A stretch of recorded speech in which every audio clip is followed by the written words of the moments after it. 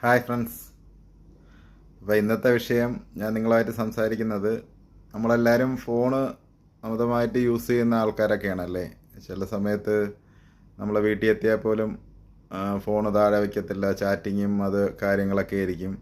അപ്പം പഴയ ഫോണൊക്കെ ആണെങ്കിൽ, ഇപ്പം ഐഫോണൊക്കെ ഞാൻ കണ്ടിട്ടുണ്ട്, പലരും യൂസ് ചെയ്യുമ്പം അവർക്ക് ചാർജ് പെട്ടെന്ന് ഇങ്ങനെ തീരും, വീണ്ടും അവർ ഓടിപ്പോയി ചാർജ് ചെയ്യിടും, ചാർജർ ചിലപ്പം കൊണ്ട് നടക്കും, അങ്ങനെയൊക്കെ ഉണ്ടല്ലേ.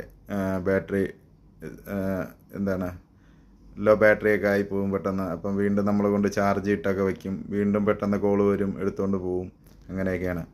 അപ്പോൾ നമ്മൾ വീട്ടിലൊക്കെ ആണെങ്കിൽ എന്ത് ചെയ്യും, നമ്മൾ പെട്ടെന്ന് തന്നെ ചാർജ് ഇട്ടിട്ട് നമ്മൾ ഓഫീസിൽ അവിടെ ഒന്ന് ചിലപ്പം ഷർട്ടൊക്കെ മാറ്റിയിടണമെന്ന് തന്നെ കയറി കിടന്നിട്ട് വീണ്ടും സംസാരിച്ചുകൊണ്ടിരിക്കും. നേരെ നമ്മൾ ഫോണ് ചാർജ് കുത്തിയിട്ടിട്ട് നമ്മളിങ്ങനെ സംസാരിച്ചുകൊണ്ടേ ഇരിക്കും അല്ലേ.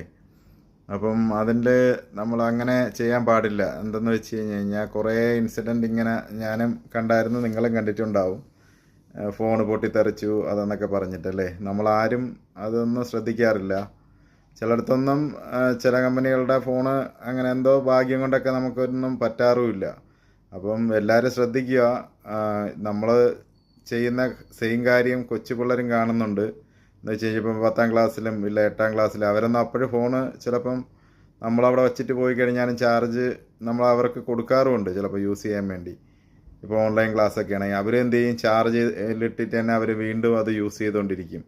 അത് ചിലപ്പോൾ എന്തെങ്കിലും അബദ്ധവശാൽ നമുക്ക് സമയം മോശമാണെങ്കിൽ അത് പൊട്ടിത്തെറിക്കുകയോ വല്ലതും ചെയ്ത് കഴിഞ്ഞാൽ ആലോചിച്ച് നോക്കൂ.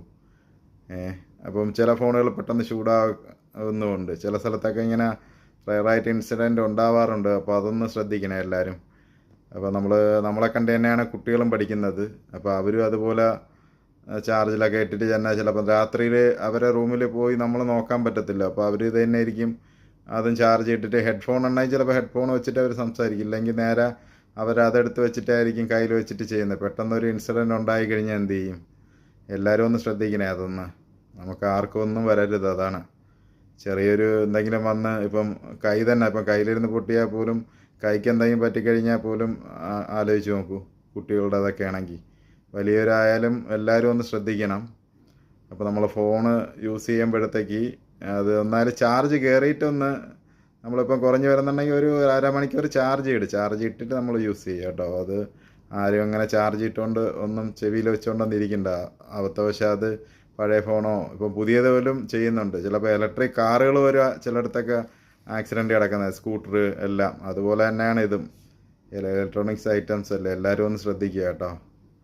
വീഡിയോ ഇഷ്ടമായി കഴിഞ്ഞാൽ ഷെയർ ചെയ്യുക, ലൈക്ക് ചെയ്യുക, സബ്സ്ക്രൈബ് ചെയ്യുക.